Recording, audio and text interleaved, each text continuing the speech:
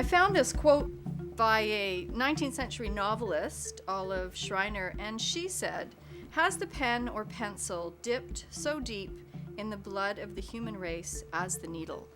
And when I read that quote, I was very moved, for one, and it made me really think about how textiles touches our lives in very, very deep ways and in very multiple ways.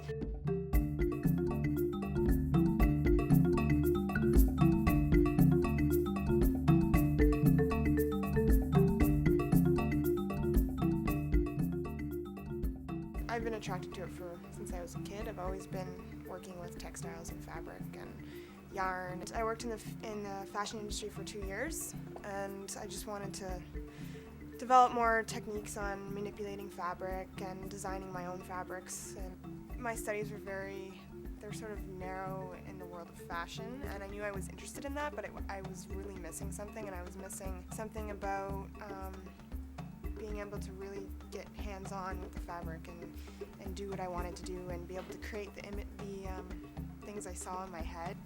At CAP, you take art history with textile history, and you take weaving and all these things that I knew nothing about before I even started here. It has opened up a whole new world for me. Fibers have kind of been always a good friend of mine. For me, weaving is my cultural history with my mother, and I want to keep that in my family. And I thought that this would be a good foundation into fashion, to learn about how textiles are produced, from the fiber to the weave to the print to everything, and understand fabric before I could even cut or sew or design anything. When I became part of this program, and I learned about the feminist kind of background behind textiles and how the domestic life really lends well to an art form.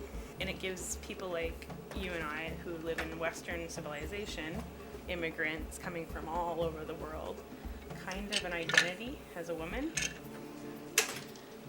And then that opens up a huge discussion from there.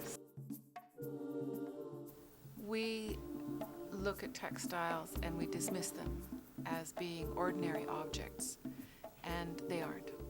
They are so special. So much technology goes into them, so much understanding of manufacturing and color and perception and emotion and purpose.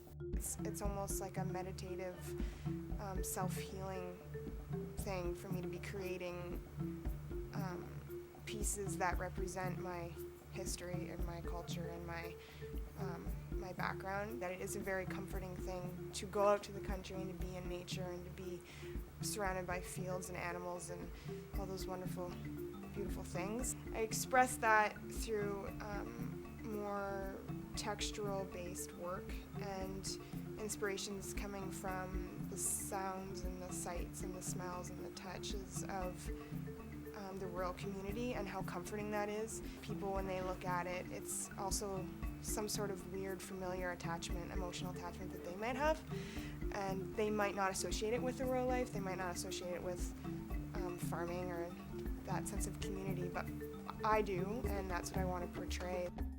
It takes it beyond fashion and into something that it's much more, because you come in contact with human history, and you come in contact with the way people made things and the commitment it took to make things.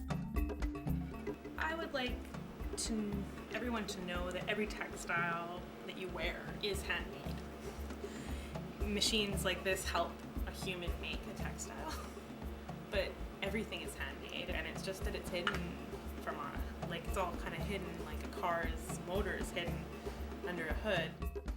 If they knew about where the clothes were that they were wearing, and what happens to those clothes when they don't wear them anymore, I think would be really quite astonishing for people to know. What does that mean as an economy to us, right? It is a huge, huge economy. We just need to open our eyes a bit more.